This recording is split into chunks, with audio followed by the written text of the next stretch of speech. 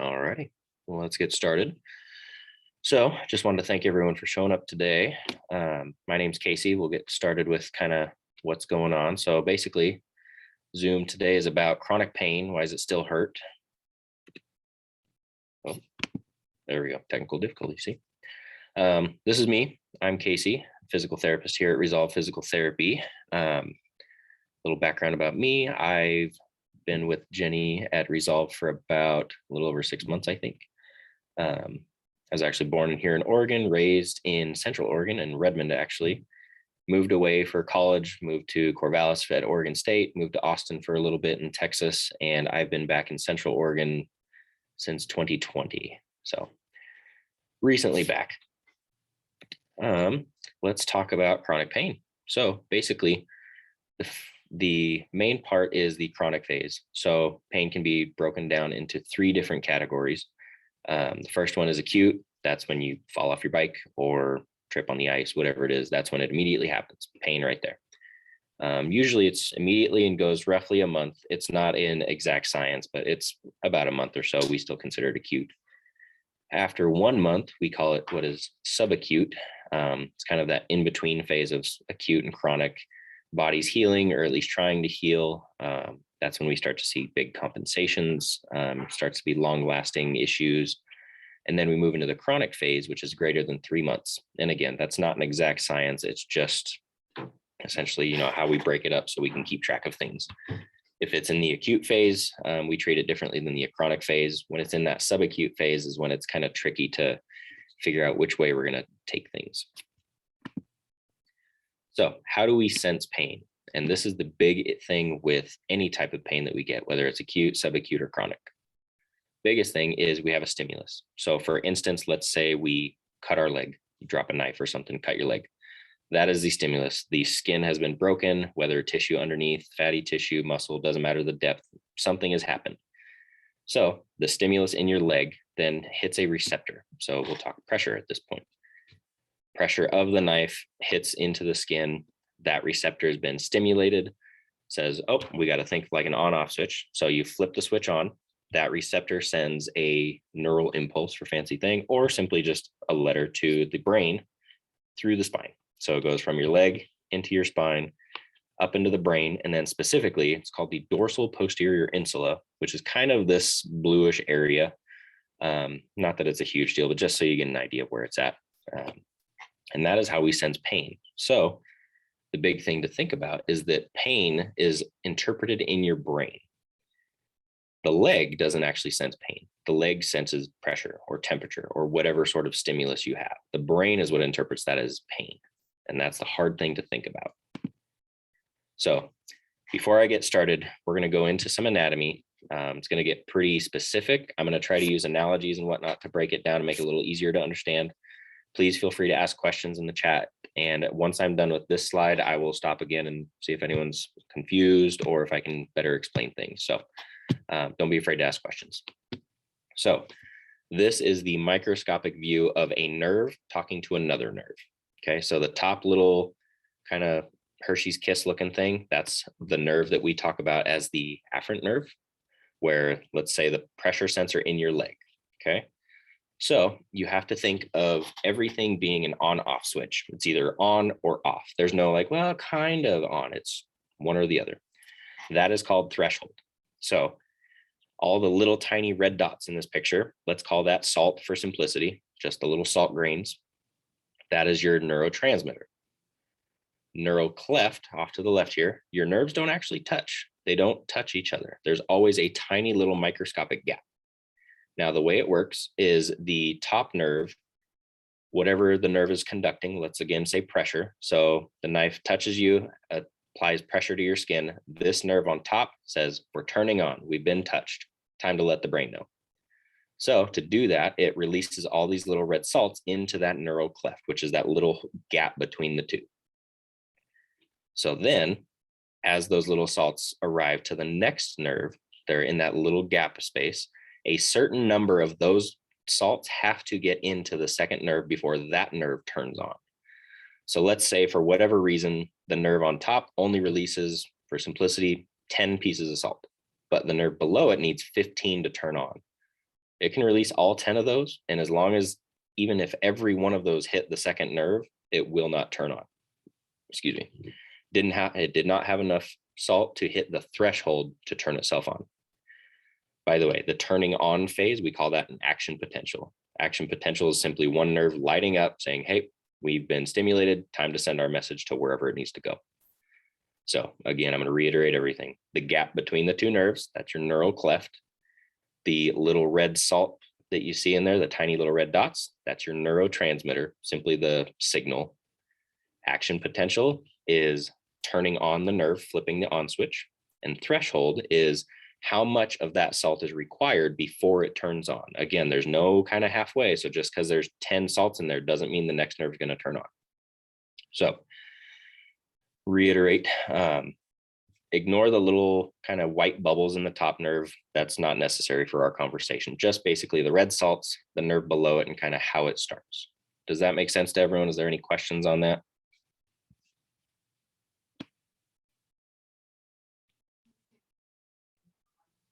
And reminder, yes, you guys do have to type it in. I can't hear you or see you at all. So if you want to type into the chat. Okay, again, it gets really confusing with this micro stuff, so don't be afraid to stop me and ask questions. So next, speed of conduction. Now we're getting into a little bit bigger topic. So every nerve has a certain thickness to it or things that help it speed that message along. Because if you think about it, for example, we'll say a nerve is this big. That little neural cleft you saw is just the very little edge of it. So it's not like an instant, once it starts here, you instantly have another piece on the end. Once this side of the nerve is stimulated, that action potential, the flicking on switch, has to go from here all the way to this end of the nerve to communicate with the other nerve or the brain or wherever it's going. So that takes time. It's a very small amount of time, but it still takes time. Think of like a deck of cards. This one hits, then this one, then this one, then this one. So there are different types of nerves.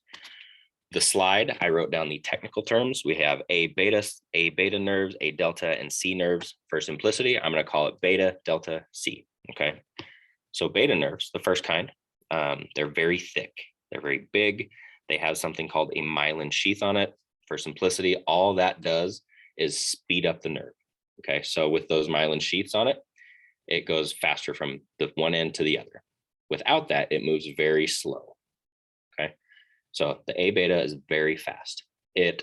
Again, this is not a perfect list, just for simplicity. The A beta fibers, either in your leg, your arm, you have them all over the place. They transmit touch, pressure, and vibration, among other things. Those are the main ones. So when you have something that is simply touch, you use your fingers to touch something, not necessarily something painful, just touch. You pick up your phone, your brain perceives it. It's very fast. The next type, the delta, it's kind of an in-between nerve. Again, there's more, but just for simplicity. It's a little bit smaller in diameter. It has that myelin sheath, but it's kind of thin. It's not super thick. It's still there, so it helps speed it up, but it's not as fast as the first one. And then last, you have C shape or C fibers. Sorry, not C shape. There's nothing to do with shape. C fibers. They're small, they're thin, they're unmyelinated, they're very slow. So what that does is everyone thinks that everything is almost instantly. Their first thought is when you go to, oh, you touch a hot stove, instantly you pull your hand back before you even realize it hurt. That's reflexes. That has other things to do with it, not necessarily what we're talking about with chronic pain. I understand it can get kind of tricky separating those out, but do your best to not think of reflexes and pulling it back before you perceive pain. We'll get into that topic here in just a second. Really quick, before I switch to the next slide, any other questions? Again, don't be afraid to ask, and I can't see you if you are asking, you have to type it in.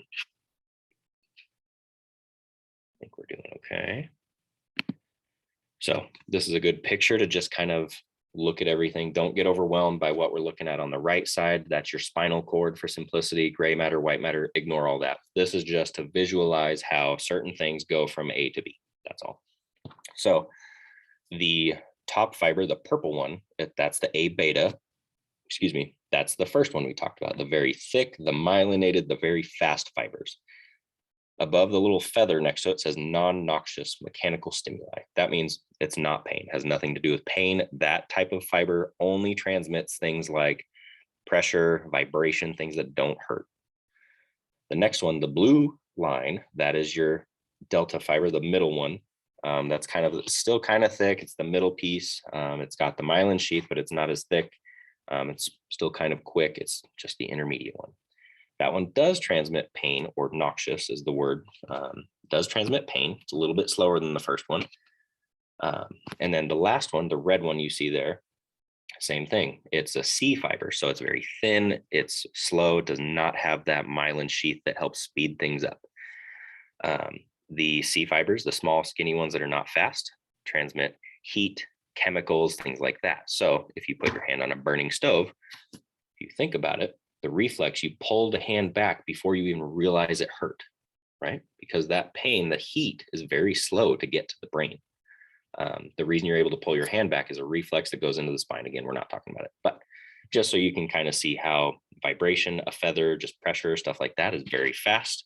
The heat, chemicals, even like the hammer is supposed to basically blunt force trauma kind of thing. It's kind of in that middle phase. So it's just kind of telling you the speeds of how fast things go from either your leg or your toe up to the brain. Oops, went back too far. There we go. So I have this slide because I get asked a lot about, well, what about the patch or Icy Hot or Tiger Balm Biofreeze, things like that you can put on, rub on the skin, or put the patch on, like your low back in the Icy Hot picture. This works in a very intelligent way that's actually pretty simple. So we talked about the speed of those fibers going up to the brain, right? Things like burning or the hammer, sharp pains, like you're getting stabbed in the hand, whatever it is, they go at a certain speed. However, these types of products play off of the speed of the first type of fiber we had, the alpha or the beta fibers. So if your back hurts, chronic pain in your low back, which is one of the biggest debilitating and disabling things in America right now, it hurts, whether it's sharp pain, doesn't matter, it's pain. The Icy Hot patch, you put that on your low back, and that plays off of how fast that information, it's pressure, it's a chemical, it's not a burn, it's simply a chemical reaction that talks of temperature to the brain. It's not a painful temperature, it's simply temperature, which goes to the brain very fast. All of those types of nerves are interpreted in the same spot of the brain. So again, the pain is done in the brain. Pain is not in your hand or your leg or your back. Pain is in the brain. The sensation, the neural stimulation, whatever you want to call it, that's at your skin. That's at your knee, your leg, whatever it is that's painful. So when you put a patch on your back, you have low back pain, you put that patch on, the brain perceives that temperature change, whether you think it's hot or cold, doesn't matter. That gets to the brain faster. And here's where you have to think of a parking lot. The brain can only interpret so much at one time. The temperature you feel from the Icy Hot patch or the Biofreeze, whatever it is, fills up the parking lot first before the pain gets there. And so the pain just doesn't know about the brain doesn't know about the pain because there's nowhere for it to park. If any of you have ever gotten acupuncture as well, if you really pay attention to it, they will figure out whichever spot they want to poke you with the needle, and they open their hand like this and put pressure down, and then they poke you with the needle. However they're doing it, whatever their technique is. The reason being is the pressure on your skin, whether it's your thigh, your back, your toe, they put that pressure down, and the brain is interpreting the pressure of their fingers right next to where they poke you with the needle, which would be a sharp pain. But you don't feel the sharp pain because you have the pressure of the needle, the pressure of the fingers. It's a really neat way to kind of trick the brain into not acknowledging the pain. Because again, the pain is it's not in your head. That makes you sound weird, but the pain is interpreted in your brain. It's not interpreted in your leg or wherever. So that's the hardest thing for people to understand. Next, before I go on, do we have any questions? I know that's a lot. So again, don't be afraid to ask questions or kind of voice it up. Looks like things are going okay. So, oh, dang it, I did it again. So here's where we have pain versus nociception. This is just kind of breaking it down again, same exact conversation. Medical term, nociception is the peripheral nerve. Peripheral means like on your fingers, simply stimulating that. So pain is interpreted in the brain. Nociception is damage to the tissue. For simplicity, we'll say you cut your finger skinning an avocado. Cut your finger, the finger is nociception. The brain is where the pain happens. Okay, and I have this reiterated multiple times because it's very confusing. I got confused when I learned it. A lot of us did. So I want to make sure everyone understands that part, because once you understand that, then we can move on to how do we fix it. So nociception, fancy word for the tissue damage, whether it's cut, burn, crush, doesn't matter. That's nociception. Next, chronic pain is real. What I had said earlier about, oh, pain is in the brain. A lot of people make that or think of that as me saying, oh, it's all in your head. You just got to think positive. It is not that simple. The pain is physically real. And I'll get into that in a second, but I want to reiterate that it is a real thing. It's not that you're being dramatic, you're not making it up. It is absolutely painful. It is a thing between the brain and the tissues. So before we get started again, or before we move on, I just want to make that very clear. Tricky part. There's a physical change at the cellular level when you have chronic pain. Okay, and that is the hardest part to overcome in a rehab sense. So basically, you have multiple things. We talked about threshold. You need 15 pieces of salt in order to turn the switch on. You only got 10. However, after so many months or even years of the same kind of pain, your brain doesn't understand the difference. It doesn't understand that there's not still being a cut on your finger or that something's stabbing your back or something like that. The brain doesn't know that. It simply has a nerve telling it, hey, we turned on. You should tell the body that's painful. So what we see is that there's increased sensitivity to stimulation. Okay, several big words really fast. What that means now is that the bottom nerve that we had in that very first picture with the salt no longer needs 15 grains of salt, it needs 2. So the nerve has pressure, turns on, releases 10 pieces of salt. Now the next one below it doesn't need 15, it needs 2. So it's extremely sensitive to how many pieces of neurotransmitter or the salt is in that little cleft or that gap. That is something we can see under a microscope. We can verify it with speed tests, with neural conduction, all sorts of tests that prove that is a physical change the body has made. Decreased threshold for action potential, same thing, just worded differently. So that action potential is flipping the switch on. Threshold is how many grains of salt it needs. Does not need near as much grains of salt. So therefore it's extremely sensitive. Again, you're not being sensitive. The brain is sensitive. The nerves are being stimulated with far less pressure, things like that. So what the brain does is that pain that it interprets is trying to save the body from tissue damage. If you cut your finger, the body doesn't know you cut it. It's a one-time thing. It thinks something happened here. I need to prevent that from happening again. So I'm going to say that hurt. So that way, whatever the body's doing, we don't do it again. If you stub your toe, or even better yet, you kick something heavy, kick your couch in a fit of rage, that hurts. Break your toe, heaven forbid.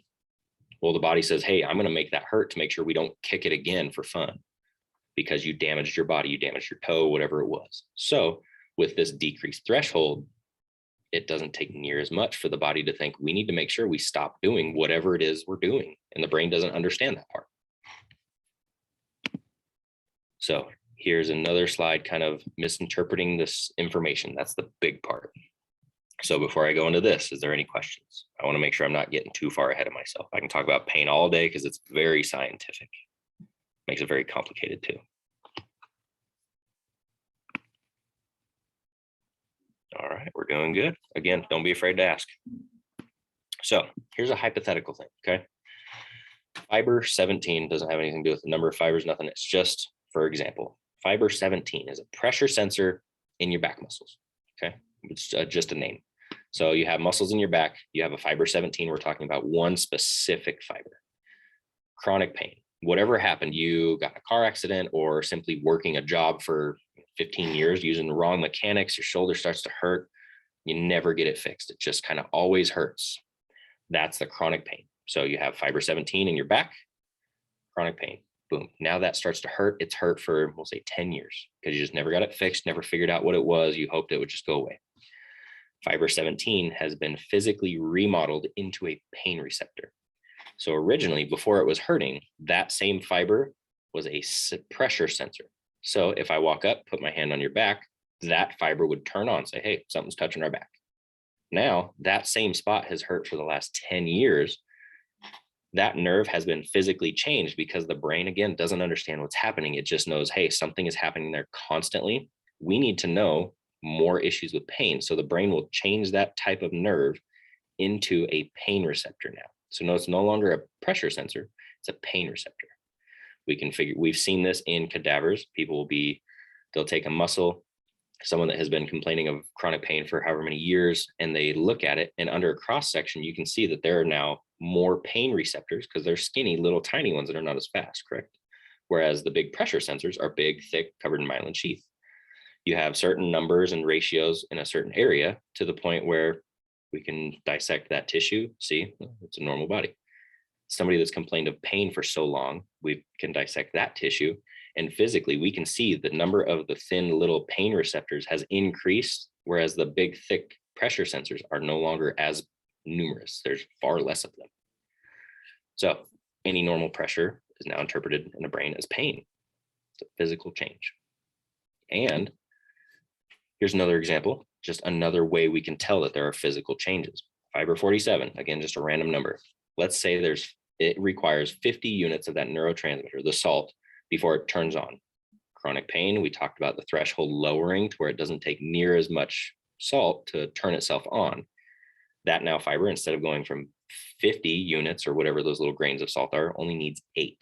So you can imagine that if this is now also a pain receptor, it goes from having, we'll say, enough to where if I poke my hand with a pen hard enough, wow, that starts to hurt. It's requiring 50 units of neurotransmitter to the next one that tells my brain, hey, that hurts, stop doing it.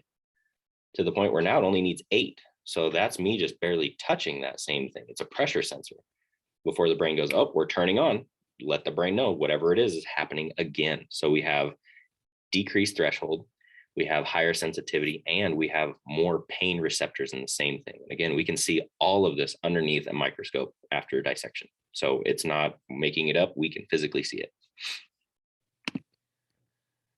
The big thing to take away from all of that is that if I'm barely touching this, there's no tissue damage. So now the brain is being faulty in a sense that it thinks that there's damage here because it's hurt for so long. It's just trying to protect you. Whatever it is, the brain doesn't know, just like stop doing whatever it is. So we have patients with chronic low back pain. It's hurt for 40 years. They've been working a mason job, whatever it is. That back pain has never gone away, to the point now where I have you on my table, I lay you down, and I just want to poke around. I just want to see, are the muscles tight? Do the joints move okay? And I put hardly any pressure in my hands, and people are jumping off the table.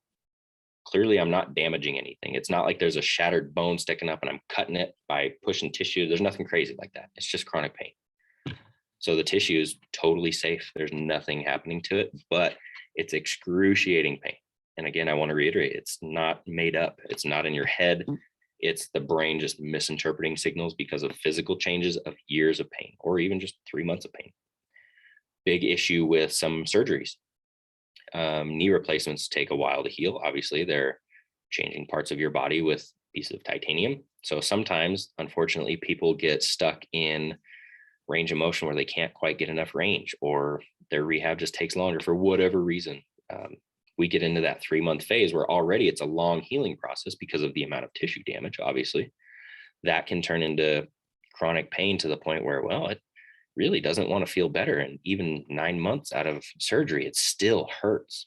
It's not because necessarily anything was done wrong in the surgery. It's the brain is trying to protect it. The brain doesn't know that you had a surgery on purpose and that there's still no damage being done. So that kind of turns into a double-edged blade, right? You are trying to heal tissues, but now you have chronic pain that's making things harder and harder to come back from. So it just kind of builds on itself. It doesn't have to be 40 years of backbreaking labor. So before I move on, is that still clear to everyone? Are we kind of understanding? Is there any questions?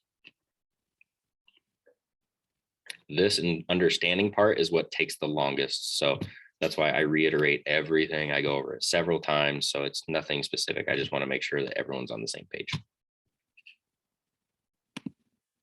So right here, Mr. Adrian Lowe, he is a physical therapist's best friend when it comes to chronic pain. He does tons of scientific research. He interprets others' research and just kind of talks to us about it. So that way it's easy to remember. Kind of does the work for us sometimes as far as understanding what happens, because chronic pain, as you can imagine now, is very complicated, especially because, like I said, there's more than just 3 types of nerve fibers out there. There's multiple types. It's more complicated. And I'm bringing this down a lot to make it just kind of generally easy to understand. So there is I don't know what you call it, a study or um, oh goodness, kind of a research study, we'll call it. I can't think of the word, forgive me. Basically, it's a test you can do. It's called the mirror illusion. Some people have different names for it. Some of you might even seen it on YouTube or things like that. I'm going to kind of break it down for simplicity. What happens is you have somebody with obviously both hands, put their hands on a table. One hand, doesn't matter which, you can put underneath the table or put underneath a towel or something so you can't see it. Your brain doesn't see it. They put a mirror up so that way you see your left hand. We'll say your right hand is under the table, left hand is on the table. Mirror is situated in a way that it looks like your left hand is your right hand. So you can see both hands on the table, but one is actually hidden underneath the table, and the mirror placed in between makes it look like you have a hand on both sides. Okay. So we go through things and we basically change different sensations. So they will take a feather and they'll brush your left hand, and they're telling you to look at your right hand and tell yourself, that's my right hand as well. They do this for quite a while, whether it's 10 minutes or 30 minutes. I'm not exactly sure. Every scientist is different in how they do it, but excuse me, they will do things like they take a paper clip and they poke your fingers of your left hand. And again, you're looking at the image of your left hand on the right side, and your brain slowly starts to think the image of the right side is your real hand. So, oh, I'm sorry. Let me back up. They have no, I was right. I'm getting mixed up. So they do all of this to your left hand. Again, your right hand is sitting underneath the table. There is no right hand actually on the table. Nothing is touching your right hand. They're not touching it with the feather. They're not poking it with the paper clip. Nothing is happening to the right hand. You're just looking at the left hand having that done with the mirror, so it looks like it's happening on the right as well. After a certain length of time, kind of desensitizing everything, getting the left hand used to the feeling of everything to the point where we can trick your brain into the thinking the right hand is actually on the table. And then Mr. Adrian Lowe, without telling you, takes out a hammer and smashes the side where there is no hand. It just looks like there's a hand. And you will whip your right hand back, and you will physically feel the pain in your right hand, even though no hammer actually touched it. It's fascinating. Sometimes they don't do it with a mirror. They'll do it with a fake like rubber hand on the right side. Same thing. He'll smash it with a hammer. It's not a real hand. It's rubber. It's fake. But your brain has been so used to sensitizing the left hand, thinking the right hand is actually on the table, you will physically feel the pain of a hammer hitting your hand, even though it was underneath the table. It's fascinating. So just an example of how we can trick the brain, how the brain interprets pain, even though there's no tissue damage. Your right hand wasn't actually smashed with a hammer, but it will feel like it was because the brain saw it. The eyes tricked it into thinking that that actually happened. Any questions on that little study or how that goes? We're still doing pretty good. So the big question, how do we fix it? And we are getting kind of closer to the end of the discussion. I left a ton of time at the end for questions, so please don't be afraid to ask. But how do we fix it? Slow, steady progression. So when you come in, everything is very slow and boring, especially if it's a quick pain or a chronic pain. I'm sure I've treated a couple of you. If I haven't treated you specifically, I go very slow. And I tell you in the beginning, it's boring. If your chronic pain has been 15 years of low back pain because of you being a caretaker and having to do transfers, or you worked in a lumber mill and your shoulder's been hurting for years because you're lifting heavy logs literally and moving them over to A or B. It's been around for several years, whether it's 5 years, 10 years, 6 months, doesn't matter. It's not going to be fixed in 3 visits.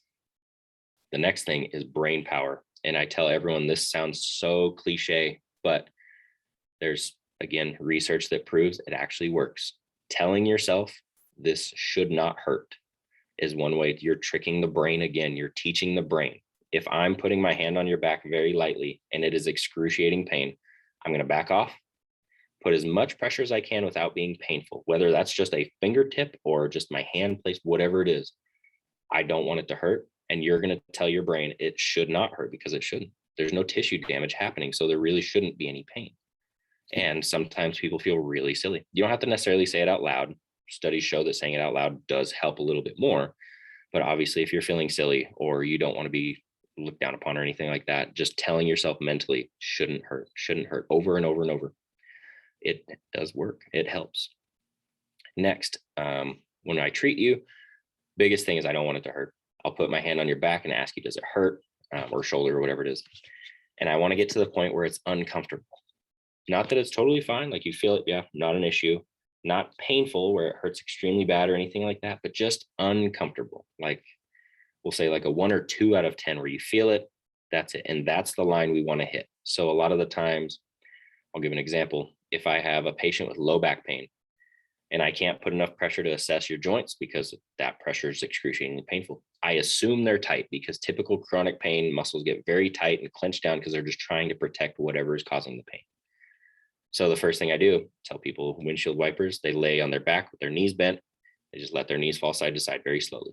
I say, I want you to go just to where it's uncomfortable. As soon as it hurts, stop right there and go back just a tiny bit, and then just windshield in that range that's uncomfortable. And again, I'm telling you to tell yourself, it doesn't hurt. It doesn't hurt. It shouldn't hurt. There's no damage because we're not damaging anything. It just hurts. So going back to the slow, steady progressions, kind of how we fix things. The biggest part also is home exercise program. Typically, again, for myself as an example, windshield wipers, I'll tell you to do them every day, whether it's in the morning when you first wake up, before bed, as you're falling asleep in bed, whatever. If you do those every single day is the important part, trying to get that movement, trying to get the brain to understand things are fine. You spend 1 or 2 hours a week with me in the clinic. Outside of that is what, 168 hours? I don't know exactly how many hours in a week, but it's a lot more time at home. Home exercise is a huge deal. Being able to do the exercises we do, and typically for me at least, right away, it's not strengthening stuff. It's either motor control, which means little tiny movements that I want you to work on, or simply stretching, moving joints, just getting range back. Once we get to the point for a shoulder, if it hurts to raise it here, until you don't go that far, just go just below it, but work in that pain-free range. Maybe a little uncomfortable, go to right at the edge where it's just a little uncomfortable. So that way we can slowly see if we can bump that discomfort up and up a little bit, whether it's every day, every week, doesn't matter. Just try to get it to progress. Once we get the range down, then we can work on strengthening. We can work on whatever the deficits are that are causing the brain to think there's some pain happening. But again, it's very slow and it's steady progress. It's all about how much you do at home compared to the little bits we do here. So that's probably the biggest part of how to fix it. So this is kind of, we're getting really close to the end. Before I go into this part, is there any questions from anyone? I know I've stopped and asked that quite a bit, but again, it's confusing stuff. So, all right, doing good. So this is a little piece, plays into the physical therapy role, plays into your rehab, placebo and nocebo. Most people have heard of placebo. Oh, you think, you take the sugar pill, you think, oh, it's going to really make me feel better. It's just sugar, it doesn't actually do anything. You take the pill, you have a positive outcome. You do feel better. The brain is that strong. Yeah, kind of that stupid. The word placebo typically refers to positive. So positive thoughts. I think it's going to work. I feel like it's going to happen. It's finally here, leads to a positive outcome, whether it's medications or pain or things out in the world, otherwise completely unrelated. The word nocebo is the same exact thing, but in a negative standpoint. If I come to you and say, hey, we're going to try this thing. You know what? To fix your back pain, I'm going to have you chew grape bubble gum every day. I want you to chew gum every day that tastes like grapes. You walk into this, you're like, what does that have to do with my back pain? You already start having negative thoughts. You're like, this isn't going to work. This is the dumbest thing I've ever heard. Even if there is research that for whatever reason, something in the grape flavored bubble gum does help numb your back pain, you already feel like it's not going to work. Chances are it actually leads to negative outcomes. It doesn't help, or it doesn't help as much as it could. Both of those play a huge role in PT and rehab and pain, especially. Chronic pain, one of the hardest parts for me to overcome as a healthcare professional is when a patient comes in and says, I've seen 47 doctors. I'm just doing this so that way I can go and get my surgery. They want me to try PT first. That first sentence that I get from a patient means I'm going to have to work 10 times as hard, simply based on the fact that they already don't think it's going to work. And I have to overcome their brain that is already locked in that pain phase. So typically it's kind of like a sales job. I'm not really selling PT. I'm selling that we can improve, because if you go into surgery, whether it's a fusion or replacement, whatever it is, thinking that's the only thing going to fix this, you're making everything that much harder. And unfortunately, we're just wasting time. I do have examples. I had a patient that was fairly young. They don't like to do joint replacements until you're at a certain age, because joint replacements are only good for a certain number of years. And not to mention, think how much technology changes in those certain number of years. So if we can push a joint replacement out 4 years, whether it's, by doing PT or injections, whatever the case, technology is getting better in those 4 years. And that's 4 years later, you're going to have that joint replaced again. If you're 40 years old and you have a shoulder replacement, every 10 years, potentially, that's 7 joints that you could still potentially live for. It's a long time. I mean, I know it's 110 years old, but I hope you're still using your arms at however old you are when you pass. So pushing out surgeries as far as possible, there's multiple reasons why. Second, the example of this patient I had came to me, gave me that same statement. I need a knee replacement. I know I do. I destroyed my knees in my younger age, played sports, tennis, basketball, football, all the above. I tore a meniscus when I was younger. I have beyond arthritis. The biggest thing is when somebody takes an x-ray and says, oh, I'm bone on bone. Instantly, it's 10 times harder for us to overcome that feeling. Bone on bone has become the new bad word in PT, because it can hurt. Doesn't mean it will hurt. I know I'm kind of all over the place, but it'll come back, I promise. X-ray studies, MRI studies, cadaver studies all show that, don't quote me on the exact number, I think it's something around 74% of people in America just walking around have a torn labrum or a torn meniscus, a bulging disc in their back, or arthritis in their knee. Whatever it is, doesn't hurt. They never even know. The studies go out and they say, hey, we want to do a study. Can we, do an MRI of your knee? We just want to see what it looks like. We're not going to tell you anything about it. Has nothing to do if you have knee pain. We just want to see what it looks like. They do all these MRIs and x-rays and everything, imaging, and they find out that, wow, this person had a torn meniscus for what looks like years upon years. And they ask them, does your knee hurt? No, I have no pain. Kind of like when you cut your toe in the pool. It doesn't hurt until you see the blood. So with all of the pain things that we've learned about chronic pain and tissue damage and placebo and nocebo, this knee patient I've had, not recently, but in the past, he came in, his knee was excruciating pain. He lived in a 2-story house, had to move his bed into the living room because he couldn't walk up the stairs anymore. It hurt so bad. Thankfully, his primary care physician said, you are trying physical therapy first before we replace your knee because you're very young. So he came in, just kind of leaned back in his chair, said, I'm here just because my doctor wants me to be. And I talked through him, talked him through it, kind of what happens, the surgery, remind him that, a knee replacement is a big surgery. They're not simply going in with a little knife and that's it. They're replacing part of a joint. Part of your body is being cut off and replaced. Sounds very terrifying, but it is what happens. Whereas if I can treat you for a little bit and heaven forbid take away your pain, you don't need the knee replacement, at least not for a couple more years. So had my work cut out for me. Thankfully, I was able to build rapport with this patient. Got to be fairly close. I wouldn't call us friends. We don't talk outside of the PT clinic, but he enjoyed coming in. I explained everything I was doing and why, and he actually bought into it. He had this idea that, hey, maybe this can work. And sure enough, after treating him for a few weeks, he had chronic knee pain. So it wasn't like 2 or 3 weeks. It was closer to probably 8 or 9 weeks. We got him to where he was able to build a deck with his son on his son's new house. He moved his bed back up to the 2nd story in their house, and he had not zero pain, but just discomfort. He could walk up and down the stairs, discomfort, to the point where he's happy to walk up the stairs to go to bed at night instead of simply avoid it. So if you walk into something thinking it's not going to work or it's a waste of time, you're already limiting your potential of how well it's going to change. Going back into the nocebo thought, if you come in here and you're like, I've had pain for 40 years, nobody's been able to fix it, why are you going to be any different? That's very hard. It's very easy to fall in that frame of mind, but it's very hard to come out of that. You put yourself in a spot of potential failure simply on the mind frame. So in summary, we talked about chronic pain. There's 3 types of pain. You have acute, subacute, and chronic. Chronic is typically everything over 3 months. Again, it kind of varies a little bit. Different type of pains, define chronic pain and talked about 3 different types. Talked about the anatomy and how pain is received and interpreted. We talked about action potential, which is the on-off switch for the nerve. Threshold, which is how much of that red salt you need in order to turn on the next nerve. Talked about the neurotransmitter, which is that little red salt, basically the signal from one nerve to another. Talked about the difference between pain and nociception.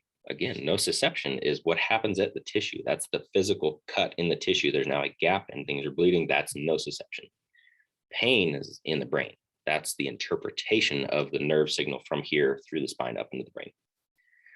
Talked about changes in the body, things that we can see under a microscope, things like the change in fiber types, where we have the big, thick, fast ones that are simply pressure or vibration, things like that, temperature, non-painful, chronic pain, changing that to a physical. We can see that now that is shrunken down. It's slower, but it's more pain. It's forcing the brain to say, hey, that's a pain instead of a pressure. That's what happens with chronic pain. And we talked about how we treat it. It's been a slow progressive pain.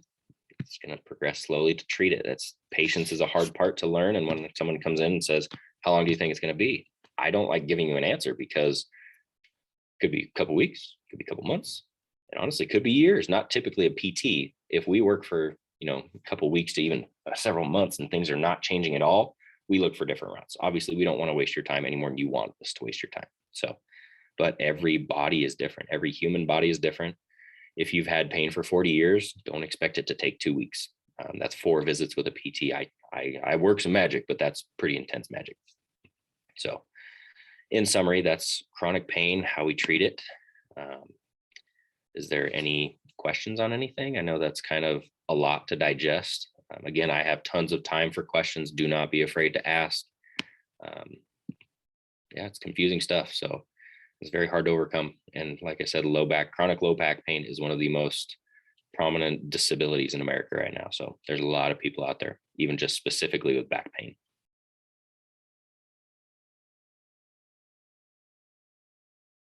Again, just a reminder, I can't see if you're talking or hear you. I have to see it in the chat. So don't be afraid to ask.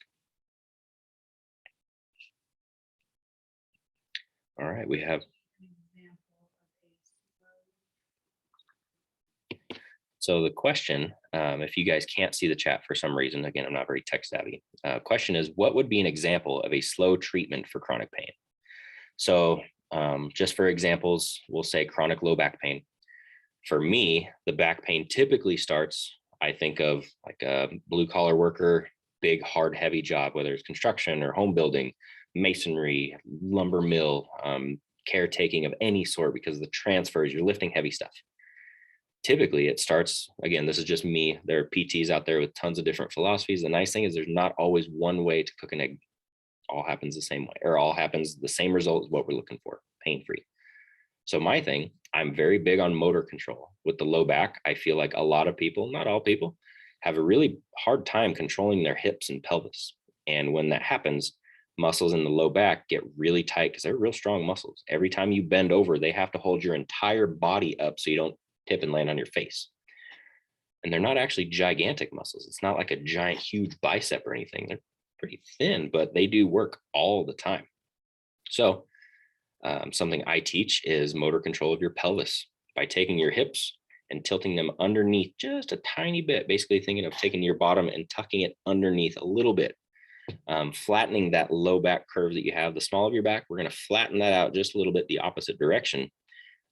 Takes a lot of tension off those low back muscles. Doesn't fix it, but it helps prevent it later. So one thing I do is give you a blood pressure cuff and I put it in the small of your back. And again, this is a very boring exercise.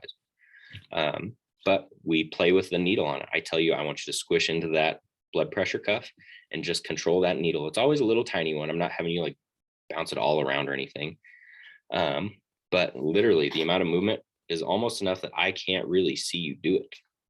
And so we build on that for at least several sessions, if not several weeks of sessions, because some people pick it up pretty quick. Dancers, gymnasts tend to have great body control, so they're usually pretty good at that. But it's not something they're ever taught. So, they say lift with your legs, not your back. Chest up, hip hinge, things like that. People can do those things. They know how to pick their chest up, but actually controlling their hips is actually really difficult. So the example I would give is, I call it motor control of your transverse abdominis. That's the specific muscle we're trying to hit with that little blood pressure cuff. And at first, I have you do that for literally 20 minutes a visit. until I can see that it's getting easier. And then I slowly add making it harder. I'll have you move your legs while you're controlling that needle. I'll have you start marching your feet. And again, it takes several sessions. Some people pick it up quick. I've had some patients do it for weeks because it is so difficult. They've never been taught to control their pelvis. But that's one example I have. It's just slow treatment, or even pressure on your back. If it takes just a tiny bit of pressure, I've had people jumping off the table for, I literally just put my hand on your back. Some people call it a back rub. I just kind of move my hand around your back so it desensitizes it, gets it used to like, well, there's pressure there. Those nerves are still firing, telling the brain, hey, stuff's happening. But trying to change it from that pain reception to telling yourself, hey, doesn't hurt. There's no damage. I'm not damaging anything by just putting my hand on your back. Then as things get better, I slowly add some pressure and treat it more like a massage. I'm trying to calm the tissues down.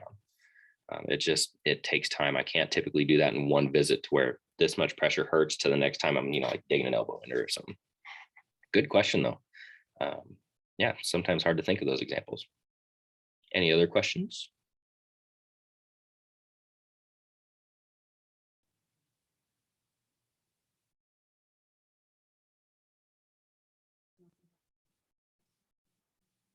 No, don't see anyone typing or nothing. Okay. Oh, here we go. Another question is, does heat or cold work best for chronic pain? That is a very good question. I'm a firm believer on try both. If one doesn't help or hurts, don't ever use it.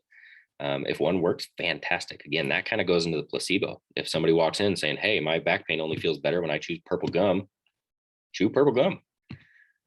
But again, it comes from what is causing the pain. So chronic pain can be tricky because then we start having tons of tissues involved, not necessarily damage, but could be tight muscles, could be tight joints, could be loose joints, having muscles cause that.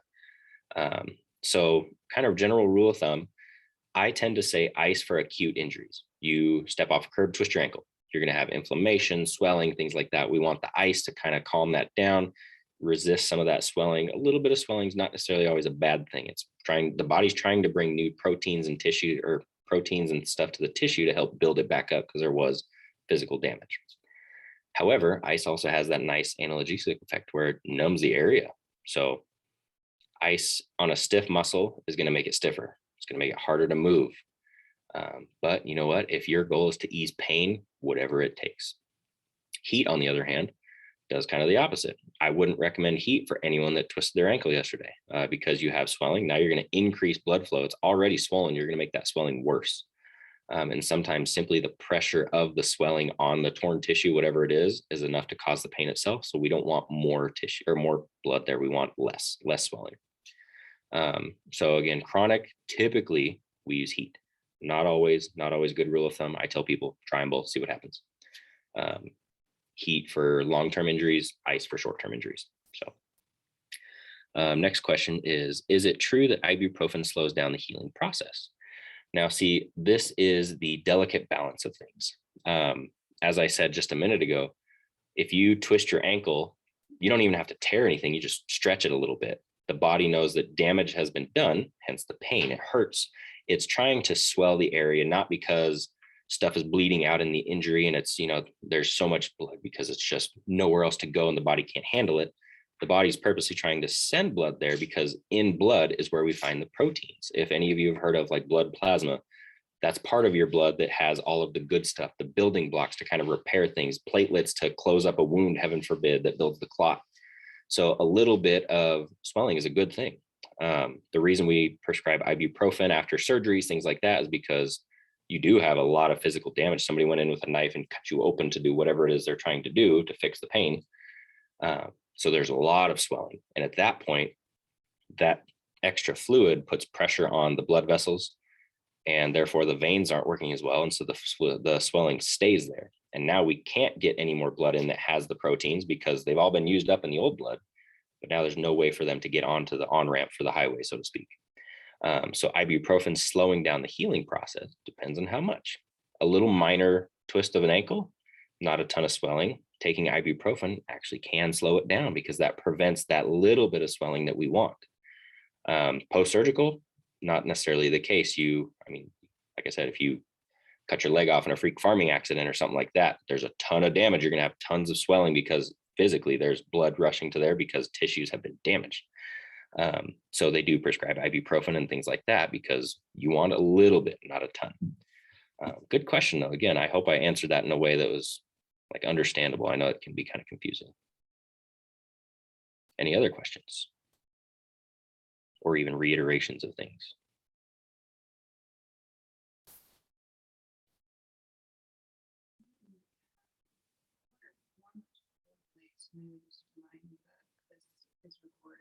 For sure.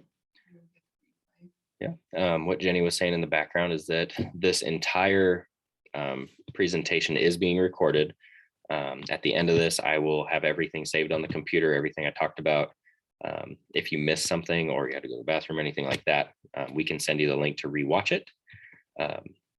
So don't feel like you missed out on anything. The only thing you missed out on is asking the live questions, I guess. So otherwise, everything is recorded. Excuse me. So you won't miss any information. Otherwise, I think that's it. Anything else? All right. If you guys have any questions, or if you think this kind of fits your situation, or even somebody you know, give us a call. We do free consultations, 30 minutes. Even if you're like, I don't know if it's chronic pain or just pain in general, I don't know if it's something you can help. We can at least take a look at it and tell you, either point you in the right direction or tell you, I think it would help. Oh, there's another question real quick. Other than physical therapy, is psychological training also used? Absolutely. It is one of those things that obviously the least amount of cooks in the kitchen, the better. So typically if you come to PT, we'll try to the PT route. If things are not progressing at all or progressing extremely slowly, that we're like, well, maybe we can help this along some other way. Because again, the goal is to get you out the door back to your life. We do recruit other healthcare professionals, whether that's psychologists / psychiatrists or counselors, or there are people that specialize in pain counseling, because again, it is brain power that is affecting this. We might refer you to orthopedic surgeons, or maybe they referred you to us beforehand, things like that. So it's never a, like, you're my patient, I'm the only one that can touch you, don't talk to anyone else. Psychological training absolutely is something that we can do. We're trained in a little bit of it. Obviously, we focus on the physical activity parts because that's what a physical therapist does. We are trained in a little bit of the brain things, kind of like this whole this whole webinar that we've been talking through. Go through that little bit. And again, if things are progressing, fantastic. We don't want 47 people involved unless we need those people involved. So if it gets to a point where like, well, we're not progressing, our goal is to get you whatever help you need. So we can either refer you to a, like I said, psychologist, counselor, whatever it takes, or maybe talk to your physician. Like, what do they think is best? Your primary care, your surgeon, whatever it is. So it's always a circle of care. It's never just one person, unless we can use that one person. So good question though. I like it. Otherwise, again, this is being recorded. If you have any questions, reach out. You can either email us and we can send you the link, or we do the free 30-minute consultations. We take most insurances. We even take Oregon Health Plan, things like that. So give us a call if you are worried about insurance. We can talk to you about insurance plans. Otherwise, we do have a self-pay rate that's pretty competitive. So makes it, so that way help isn't out of reach. Anything else you'd like to add? All righty.